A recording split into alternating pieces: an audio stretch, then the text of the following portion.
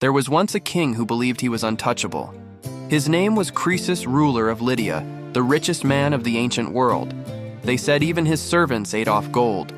He worked without rest, conquered without mercy, and measured his worth by the weight of his treasure. One day, Croesus went to the oracle of Delphi. He asked a single question: "Should I go to war against Persia?" The oracle looked through him and said, "If you cross the river, a great empire will fall." He smiled. He thought she meant Persia. He gathered his armies, crossed the river, and watched his own empire burn. The oracle never lied. Croesus simply never listened. That's the curse of men who mistake movement for mastery, who confuse effort with wisdom and labor with destiny. They charge ahead, certain they're winning, while the ground quietly disappears beneath their feet. Croesus had everything: gold, soldiers, glory, but not awareness. And in the end, awareness was the only thing that mattered. Now tell me, how many people today are living like Croesus, working harder than ever yet building someone else's throne? How many mistake exhaustion for success? How many will realize too late that they crossed the wrong river? If hard work alone led to success, the donkey would own the farm.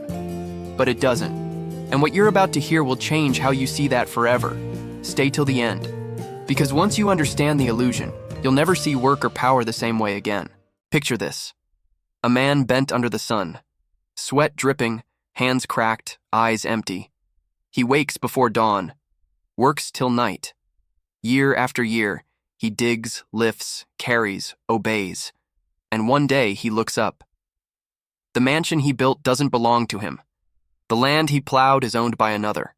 His name is forgotten, but the owner's name is etched in gold. Here's the thing: if hard work alone led to success, the donkey would own the farm.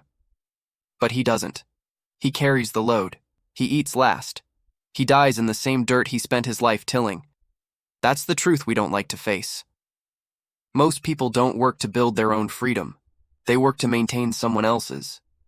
From the time we're children, we're told the same fairy tale: work hard and you'll make it. But no one explains what kind of work. No one tells you that effort without direction is slavery with a smile. The world doesn't reward effort. It rewards effect. It rewards those who think while others repeat. And this is where most people fall asleep standing up. Let's break it down. Look around. Every company, every empire, every system, it's built on layers. At the bottom, the ones who grind. Above them, the ones who organize. And at the top, the ones who understand why the work exists at all. The worker moves matter. The thinker moves minds. And the one who controls meaning controls everything. Take Queen Zenobia of Palmyra, a woman who rose from the desert sands to challenge the Roman Empire. She didn't have the largest army. She didn't have the strongest soldiers, but she had something far rarer: vision. While her generals marched, she calculated. While others obeyed Caesar, she wrote her own laws. When Rome saw her as a provincial ruler, she saw herself as an equal emperor. And for a moment she was, because she understood something timeless. Power doesn't come from hard work. It comes from clarity. It's not about how much you do. It's about what you refuse to do. Zenobia refused to live by rules written by men who underestimated her. And in doing so, she rewrote history not through labor, but through defiance. Now compare that to the thousands who built Rome's temples, walls, and roads. Do you know their names? No, because hard work without awareness leaves no legacy. Here's a thought that stings: every system you see today runs on this illusion. The illusion that effort equals worth, that exhaustion equals virtue, that loyalty will one day be rewarded. It's not true. The world runs on leverage, not labor, on perception, not perspiration. The people who rise aren't always the strongest. They're the ones who see how strength is being used. And yet, there's a tragedy here. Most of us don't even question it. We compete in a race with no finish line, chasing validation that disappears when the lights go out. We call it ambition, but often it's just fear of being forgotten. Think about it. When was the last time you asked yourself why you're working so hard? Why are you chasing what you chase? Is it survival, ego, expectation, guilt? If you stopped working tomorrow, would your identity collapse with it? That question alone separates the builders from the bewitched, because awareness is a rebellion.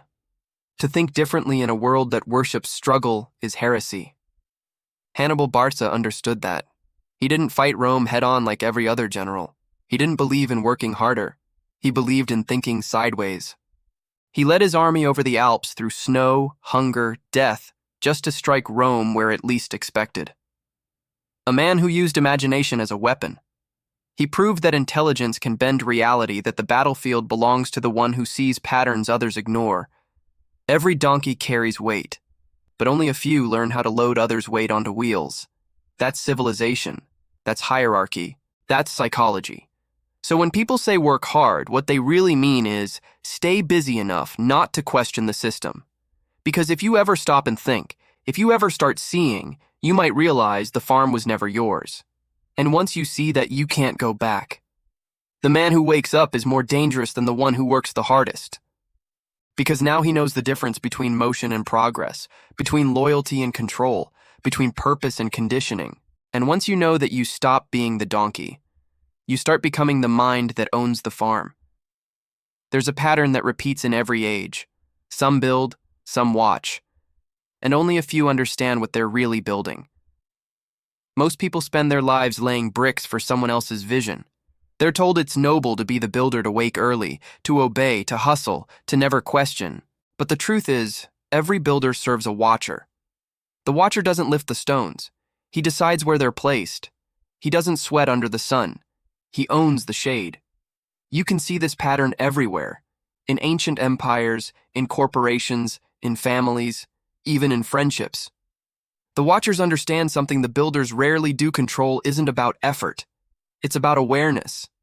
Take Marcus Licinius Crassus, the Roman who was called the richest man in history. While others were fighting wars, he was buying burned-down homes for a fraction of their value. Why? Because Rome had no fire department, so he created one. When someone's house caught fire, his men arrived not to put it out, but to negotiate. If the owner sold it to Crassus at a discount, they'd douse the flames. If not, they watched it burn. Clever, ruthless, both. But here's what matters. Crassus didn't work harder than anyone. He simply saw what others didn't. He saw that effort without leverage is slavery, and leverage without effort is empire. That's the divide. The builders sweat. The watchers study the sweat and turn it into gold. Now think about your own life. How many hours have you traded for a promise? How many late nights, how many favors, how many compromises, all for a reward that never really came? You think you're being loyal, but maybe, just maybe, you're being managed. Here's the thing about systems: they don't need your rebellion. They just need your exhaustion. They want you to believe you're free because you're busy. Because if you're too tired to think, you'll never ask who's holding the leash. Queen Zenobia saw that clearly. When she looked at Rome, she didn't just see an empire, she saw an illusion built on obedience. Her rebellion wasn't against soldiers, it was against the spell of submission. She watched how Rome used pride as a leash, how they made every province feel grateful to serve. Zenobia refused that gratitude. She built her own court, her own army, her own coins with her face on them. Not because she wanted fame, but because she wanted freedom.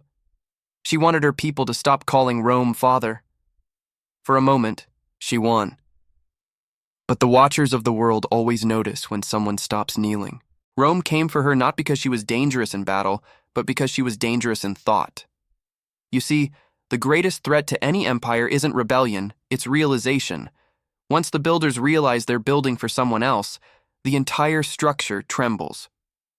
Crassus, Zenobia, opposites in morality, yet reflections in awareness. One used the system to rise. The other broke the system to rise. Both saw through the illusion. And that's the real difference between the watchers and the workers. The watchers question the rules. The workers repeat them. Let's bring it closer to home. In your workplace, there's always someone who works harder than everyone, and someone who seems to glide through. The first person stays late, takes on extra work, and still struggles to get noticed. The second person moves quietly, makes one strategic decision, and suddenly everyone's reporting to him. It's not luck. It's understanding the invisible economy where value isn't measured by sweat, but by significance. The first one works in the machine. The second one learns how the machine works. And the Watchers? They built the machine. But here's the twist, not all Watchers are villains. Some awaken because they were once the hardest workers in the room and realized the truth too late. They realized the system was designed to reward obedience, not brilliance, to protect the comfortable, not the capable. And once you see that, you can never go back to blind loyalty again. You start asking sharper questions. You start noticing patterns. You start thinking like the Watcher. That's the beginning of real freedom, not rebellion, awareness. Because when you finally see the board, you stop being a pawn. And when you stop being a pawn, every move becomes deliberate. Croesus understood leverage. Zenobia understood independence. The rest of the world, they were just trying to survive. So ask yourself, which side of the table are you sitting on? Are you the one building the walls or the one deciding where they go? Because one day the builders will be forgotten, but the Watchers, they write the history the builders never had time to read. Power rarely looks like power when it's real. It doesn't shout. It doesn't boast. It watches, calculates, waits, then moves once. And that one move changes everything. The ones who truly shape the world aren't always the loudest or the busiest. They are the ones who think differently when everyone else is obsessed with doing. The warriors who win before the battle begins. The thinkers who turn chaos into a map. The ones who realize that you can't outwork the world, you have to outsmart it. Look at Hannibal Barca. Rome feared him not because he had the largest army, but because he was unpredictable. When every general said it was impossible to cross the Alps with elephants, Hannibal smiled. He didn't argue, he acted. Snow, hunger, betrayal, none of it stopped him. Because Hannibal understood something simple and terrifying. The enemy expects you to think like everyone else. Defeat begins the moment you become predictable. When his soldiers despaired, Hannibal said, "We will find a way or make one." He didn't talk about hard work. He talked about perspective. He turned mountains into pathways, obstacles into camouflage. And for years, the mightiest empire on earth trembled at the sound of his name. That's what genius looks like. Not another hour in the dirt, but a mind that bends the dirt into form. Now shift to Archimedes of Syracuse, another man who turned thought into power. He was no soldier, no general. But when the Roman fleet attacked his city, he didn't run to the walls with a sword. He went to his workshop. There, surrounded by levers, mirrors, and sketches, he invented weapons Rome had never seen: mirrors that set ships ablaze, catapults that hurled stones farther than any before, defenses so precise that one mind stalled an entire invasion. Archimedes fought a war with imagination. He proved that a single focused mind can weigh more than an army. He once said, "Give me a place to stand, and I will move the world." He wasn't exaggerating. He was revealing the truth of leverage, the same truth Croesus and Zenobia saw in different forms. Because the man who understands leverage doesn't need to shout, doesn't need to rush. He knows exactly where to press. And then there's Sun Tzu, the ghost who still commands modern generals. He taught that the greatest victory is the one that requires no battle. He believed in winning with knowledge, not blood. He understood psychology before the word existed. Sun Tzu's genius was in seeing war not as destruction, but as deception. He said, "Appear weak when you are strong, and strong when you are weak." He knew that control over perception is greater than control over armies. Every empire that lasted followed his shadow. Because he understood human nature, how fear blinds, how pride traps, how ego destroys. He didn't preach peace or violence, he preached understanding. Now ask yourself, who are you in this story? The one marching, sweating, repeating someone else's orders? Or the one standing at a distance, studying the rhythm of chaos and quietly bending it? It's not about cruelty. It's about consciousness. The world isn't fair. It's strategic. And the ones who survive aren't always the strongest. They are the ones who adapt faster than truth arrives. Think of how these men lived. Hannibal marched through snow. Archimedes died drawing circles in the sand. Sun Tzu disappeared into legend. Each of them played the same game, the art of turning thought into advantage. They worked, yes, but their work was targeted, surgical, intentional, not endless, not blind. Because here's the real secret. The world doesn't pay you for effort. It pays you for insight.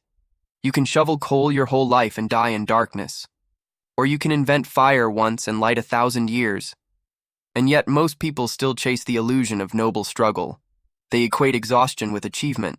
They wear their fatigue like armor. But exhaustion is not honor, it's evidence of misdirection. The lion doesn't run all day to prove he's strong. He waits, watches, and kills once. Power is economy. Wisdom is restraint. And this applies everywhere in politics, where silence wins more than speeches.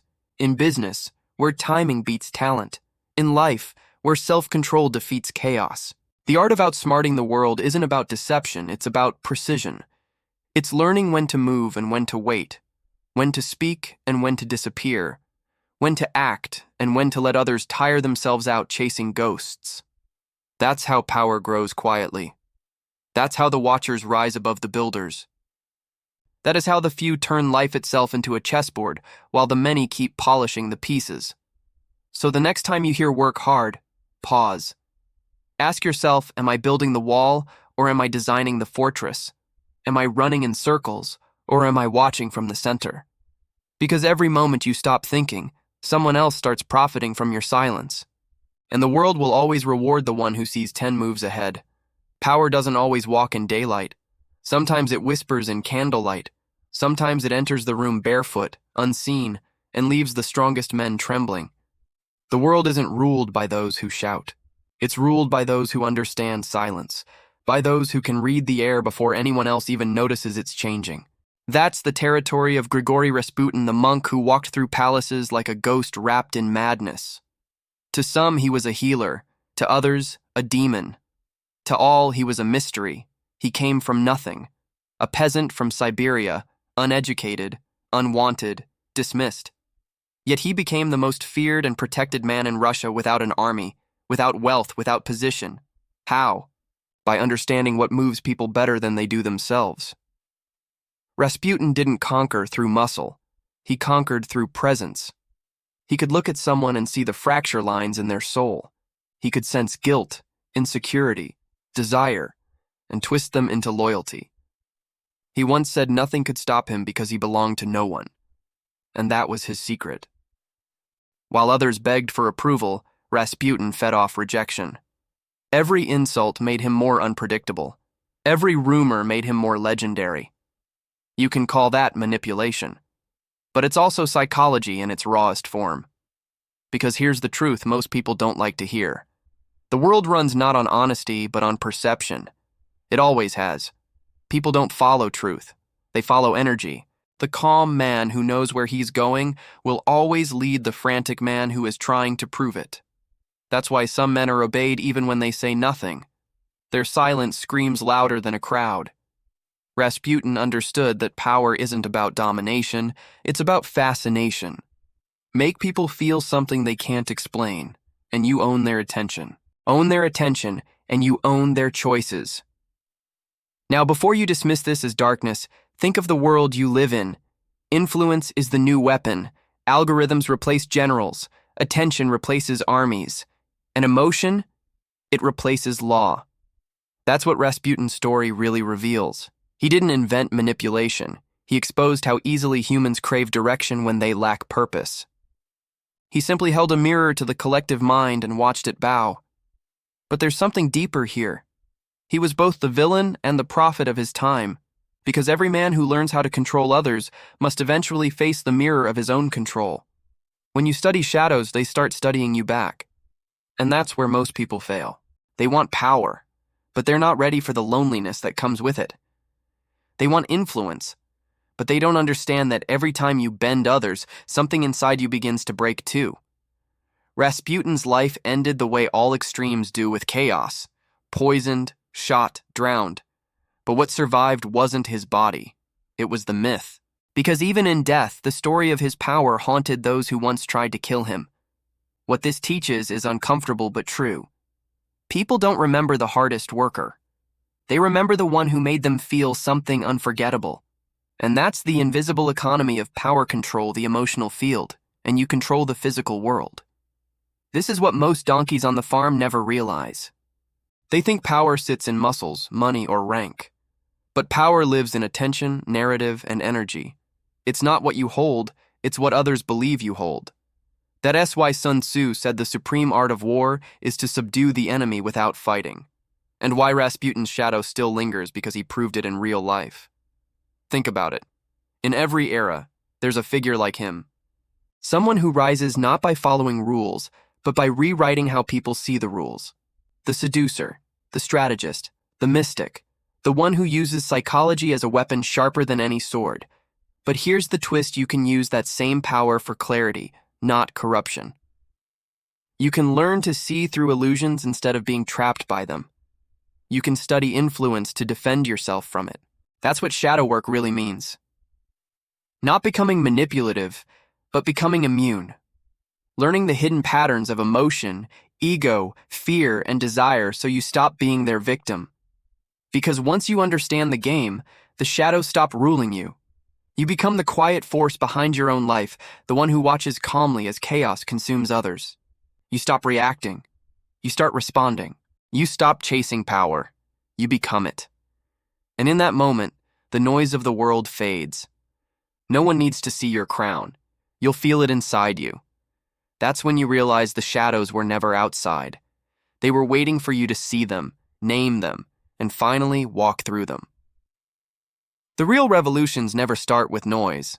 They start in silence, not in streets filled with shouting, but in rooms where someone finally sits still and starts to think. Because awareness doesn't roar, it whispers. And that whisper is enough to end empires built on illusion. You've seen it by now: the builders and the watchers, the outthinkers and the manipulators. But here's the ending no one tells you. Eventually, the cycle devours itself. The watchers grow blind with arrogance. The builders grow restless with exhaustion. And somewhere in between, a new kind of person is born. Not the donkey who carries. Not the master who commands. But the one who sees both roles for what they are, parts in a game that was never real to begin with. That's the quiet revolution. The awakening that doesn't need banners or blood, only clarity. The story goes that Archimedes died with a circle drawn in the sand. The Roman soldier who killed him didn't even know who he was. To the soldier, he was just another old man. To history, he was the mind who could move worlds. There's something poetic about that. The brute power that killed him vanished, but the mind that defied it became eternal. Because force fades, but understanding rewrites time itself. And that's the real lesson of every name we've met. Hannibal with his daring, Zenobia with her vision, Croesus with his leverage, Rasputin with his aura, Archimedes with his brilliance, Sun Tzu with his mind. They were all trying to answer the same question. What truly controls the world? The armies? The gold? The lies? No. It's awareness. Awareness is the invisible kingdom. It's what separates the man who lives by reaction from the one who lives by design. The world still runs on distraction. It still rewards obedience dressed as ambition, and most people, even now, still mistake fatigue for purpose. But you, if you've stayed with me this far, you already know too much to go back. You can feel it, can't you? That quiet shift. That sense that the chase is over. That what you were seeking was never out there, it was the ability to see clearly. You start to notice things others ignore. How people fill silence with noise because they fear their own thoughts. How the loudest opinions come from the weakest convictions. How everyone wants success, but few are ready to let go of the comfort that keeps them small. You stop arguing. You stop proving. You stop explaining yourself to people still asleep. Because power isn't in convincing others, it's in mastering yourself. There's a story about Sun Tzu that isn't often told. When the king of Wu tested his teachings, he asked Sun Tzu to train a group of palace concubines as soldiers. They laughed at him, so he gave them an order. They ignored it. He gave it again. They laughed once more. Then, he ordered the execution of the king's favorite. The laughter stopped, and the rest followed his command with perfect discipline. Cruel? Yes. But the point wasn't blood. It was clarity. He proved that chaos ends the moment consequences become real. That's how awareness works, too. Once you see the cost of your illusions, you stop clinging to them. Once you feel the pain of self-betrayal, you stop repeating it. You stop chasing the approval of masters who never planned to set you free, You start walking a different path alone, at first, but awake. And maybe that's what this entire journey was about. Not dominance, not rebellion, but understanding the architecture of power so you can build something truer within yourself. Because in the end, all empires collapse: Rome, Palmyra, Russia, your workplace, even your identity. But awareness remains. It doesn't depend on status or praise or followers. It's the one thing no one can own, and no one can give you. You earn it by seeing the illusion for what it is and refusing to serve it any longer. So, here's the final truth. You don't need to fight for the farm. You just need to stop pulling the cart. Stop mistaking motion for meaning. Stop believing exhaustion is proof of value. Stop kneeling before systems that feed on your confusion. Sit still, think, observe, and watch how the world begins to shift around you. Because the quiet revolution doesn't happen outside. It happens inside you. The moment you stop working blindly and start seeing clearly, you become the watcher, the strategist, the mind that shapes the world instead of serving it. And that's when the illusion breaks. That's when the donkey disappears. And the farm? It's yours if you're awake enough to claim it. They say when King Croesus was captured by Cyrus, he stood on the pyre as flames rose around him. And in that final moment, he whispered one name: Solon. Solon was the old philosopher who once told him, "No man can be called happy until his story is over." Croesus laughed back then. He thought happiness came from work, from gold, from conquest. But standing in the fire, he finally understood. It had never been about effort. It was about awareness. Because the mind that never stops running never sees where it's going, and the man who only works becomes a prisoner of his own hands. Croesus built a kingdom, but never built himself. He mastered the world, but never mastered his perception. And maybe that's the lesson waiting for all of us. You can conquer 1,000 mountains, but if you never question the climb, you might realize too late that it wasn't your mountain to begin with. Awareness is the real gold. Stillness is the real throne. And the moment you stop mistaking motion for meaning, you become the master of the game that once enslaved you. Croesus lost his empire, but you don't have to lose yours. Because the fire that consumed him is the same fire that can awaken you. So when you leave this video, don't just work harder, see clearer. That's where power begins. That's where freedom lives. And that's how you stop being the donkey and start becoming the one who owns the farm.